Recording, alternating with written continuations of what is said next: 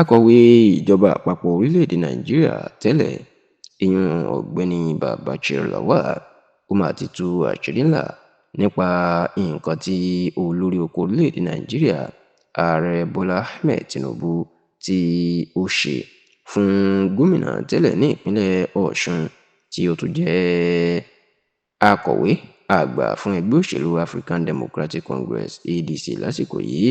tó sì jẹ́ pé nínú àṣírí tí Babachir Lawal tó tú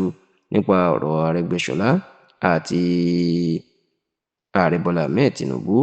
ó ti jẹ́ kí ọ̀pọ̀ àwọn èèyàn kan tó máa sọ oríṣiríṣi ọ̀rọ̀, kódà tí ó tún jẹ́ kí àwọn alátìlẹyìn àti olólùfẹ́ Ààrẹ Bọ́lá Ahmed Tinubu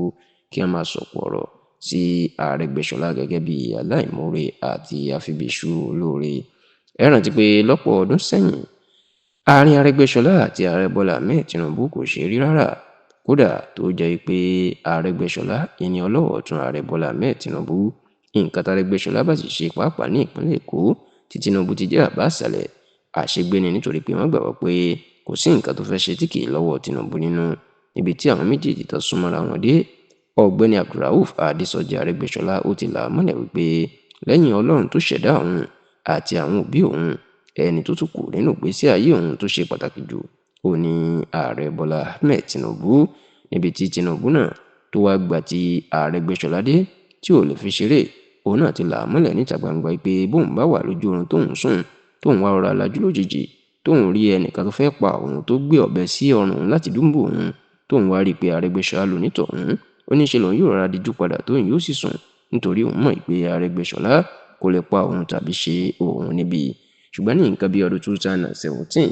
ìní èdè àìyedè inú máa ṣẹlẹ̀ láàrin àwọn méjèèjì títí dọ́là tó sì gbà ní wọn lásìkò tí Arẹ́gbẹ́ṣọlá tó fẹ́ gbé ìjọba ìpínlẹ̀ Ọ̀ṣun sílẹ̀ gẹ́gẹ́ bí gómìnà ọdún mẹ́jọ tó ti ṣe, tó sì jẹ́ pé nítorí gómìnà àná ní ìpínlẹ̀ Ọ̀ṣun Alhaji Gbóyèga Oyètọ́lá tí Arẹ́gbẹ́ṣọlá ò fẹ́ kó ṣe gómìnà, tó sì jẹ́ pé òun ní Tinubu fẹ́, òun gan ló tó wà tó dákún ìjà àwọn méjèèjì, èyí tí wọn ò rí parí títí di àsìkò tá a wà yìí. Ṣá o, nígbà tó ń ṣe ìfọ̀rọ̀wérọ̀ lọ́sẹ̀ tó kọjá, Babachir Lawal tí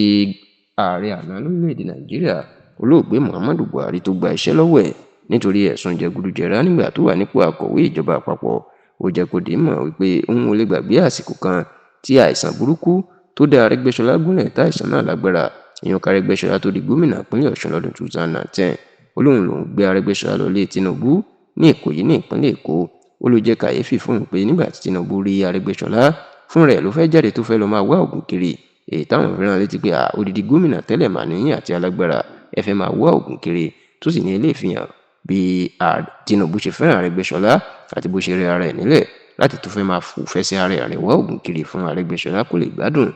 Nígbà tí Babachir Lawal tó tú àṣírí ní ariwo sọ, tó pa àwọn ọmọlẹ́yìn Tinubu sì ń sọ̀kò ọ̀rọ̀ sí Arẹ́gbẹ́ṣọlá pé tó bá rántí ìṣẹ̀lẹ̀ tí Babachir Lawal